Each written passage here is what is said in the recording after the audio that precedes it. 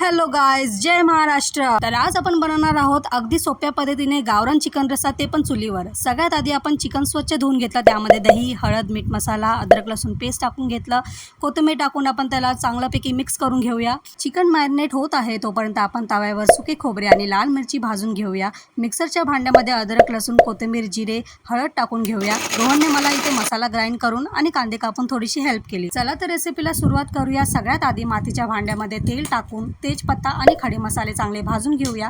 त्यानंतर कांदा आणि हळद परतून घेऊया। कांदा चांगला भाजल्यावर त्यामध्ये टोमॅटो टाकून झाकण बंद करून ठेवूया।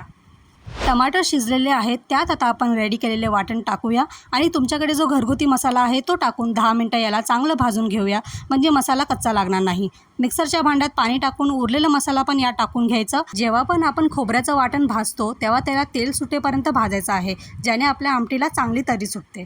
फायनली आता मॅरिनेट केलेले चिकन सोडूया आणि झाकण बंद करूया। 15 मिनिटने परत झाकण उघडून त्यात चिकन मसाला, मीठ, कोथिंबीर टाकून 10 मिनिटं अजून शिजवूया। फायनली आता आपलं चिकन रेडी झालेलं आहे आणि चिकन सुद्धा मस्त शिजलेलं आहे। आमच्या कोकणातला हापूस आंबा खायला या। आमच्या आजीने मस्तपैकी आंबे कापून ठेवले आणि आंबीचं सॅलेड पण रेडी केलेलं आहे आणि चिकन बघा किती मस्त दिसतंय। मग काय, आम्ही सर्वांनी या चिकनचा आस्वाद घेतला आणि असे अनेक रील्स बघण्यासाठी फॉलो फॉर मोर।